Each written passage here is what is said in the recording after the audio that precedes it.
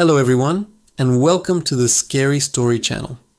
Tonight's tale is one that might make you think twice about the silence in your own home, about those little creaks and groans you dismiss as the house settling. It's called Whisper Behind the Wall. It all started when Liam moved into the old Victorian house on Elm Street. The place was a steal, a beautiful relic from a bygone era with high ceilings, ornate woodwork, and a certain character that modern homes just can't replicate. The realtor had mentioned it was a fixer-upper, but Liam, a carpenter by trade, saw only potential. The first few weeks were a whirlwind of activity. He ripped up old carpets, sanded down floors, and patched plaster. The house seemed to welcome the attention, groaning and creaking as if stretching old bones. The first time he heard it, he was in the living room, meticulously taping off the window frames for a fresh coat of paint. It was late, well past midnight, and the only sound was the gentle hum of the refrigerator from the kitchen. Then a faint sound, like a soft dry rustle, came from the wall behind the fireplace. He paused, holding his breath. It sounded like paper, or maybe dry leaves skittering across a surface. He dismissed it. Old houses have their quirks. Mice, drafts, you name it. He went back to his work, the steady rhythm of his movements, soon drowning out any lingering unease. A few nights later, it happened again. This time he was in bed, drifting on the edge of sleep. The rustling sound returned, but it was different. It was more distinct, more intentional. It was followed by a whisper. It was so quiet, so faint that he thought he'd imagined it. A wisp of a sound, like air escaping a pinhole. He sat up, his heart thudding against his ribs. The house was silent. He strained his ears, listening for any repetition, but there was nothing. Just the familiar creaks of the old house. "You're just tired," he muttered to himself, pulling the covers up to his chin. Too much paint fumes. But the whispers didn't stop. They became a nightly occurrence, a chilling punctuation to the silence of his home. They were never clear enough to make out words, just sibilant, breathy sounds that seemed to slither through the plaster and lath. They always came from the same spot, the wall behind the living room fireplace. He started to dread the evenings. He'd turn the television up, play music, anything to create a barrier of noise against the encroaching silence and what it held. One evening, fueled by a mixture of frustration and a growing primal fear, he decided he'd had enough. He stood before the fireplace, staring at the wall. The whispers started, soft and insidious. He pressed his ear against the cool plaster. The sound was clearer now, a dry, raspy murmur. It wasn't mice, it wasn't the wind. It sounded human, but it was thin, weak, like the voice of someone who hadn't spoken in a very long time. He grabbed his tools. His hands were shaking, but his resolve was firm. He had to know. He started by tapping the wall, listening for a hollow sound. Right beside the brick mantelpiece, the taps echoed differently. It was hollow. With a crowbar, he began to pry at the plaster. It crumbled easily, revealing the dark wooden lath beneath.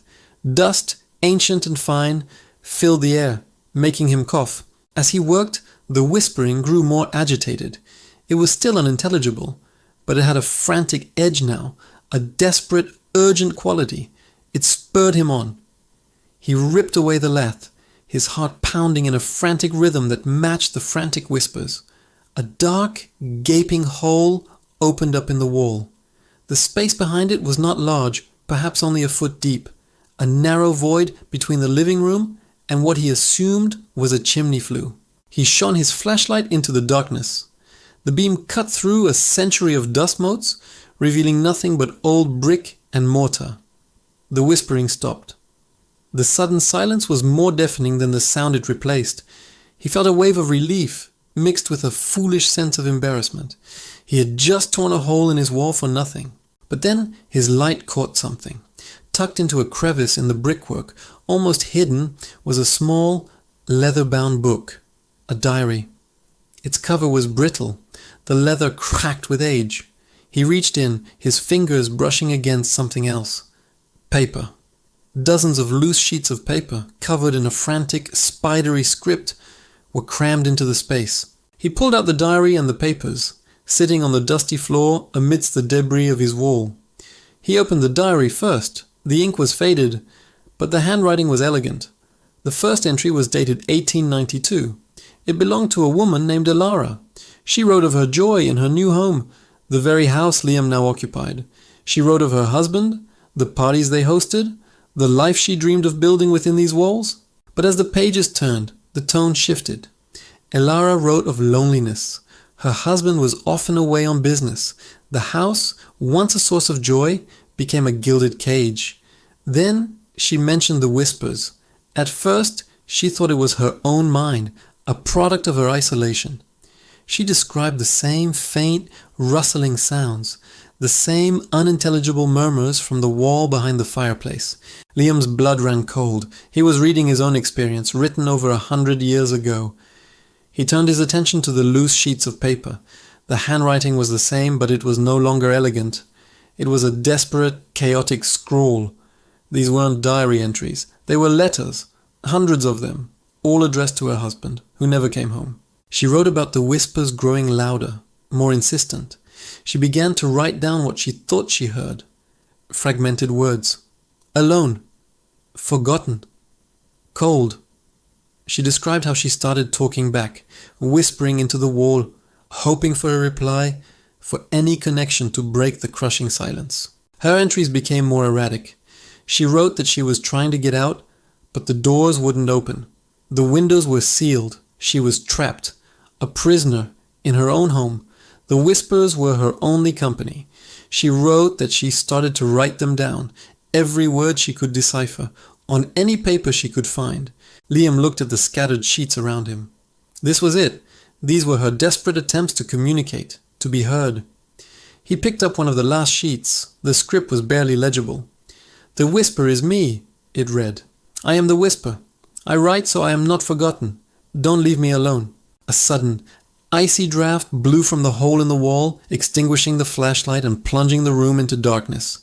Liam scrambled backward, his heart seizing in his chest. From the black void in the wall, a whisper, clearer than ever before, snaked its way into the room. It wasn't just a sound. It was a voice, a woman's voice, frail and dry as dust. "You found me," it whispered. Liam didn't scream. The sound was lodged in his throat, a hard knot of pure terror. He could feel a presence in the room, an ancient sorrow that was so heavy it felt like a physical weight. "Don't leave me," the voice whispered again, closer this time. "Don't leave me alone in the silence." He never spent another night in that house. He packed a bag and left, leaving the tools on the floor, the diary open, and the hole in the wall gaping like a silent mouth. The house went back on the market.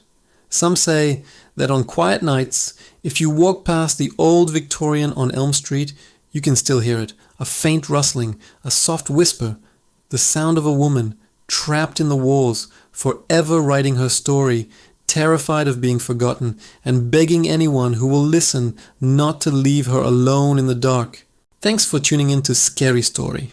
If you enjoyed this tale, remember to like, share, and subscribe. We'll be back soon with more stories to chill your bones. Until next time, stay safe and maybe check your walls. Good night.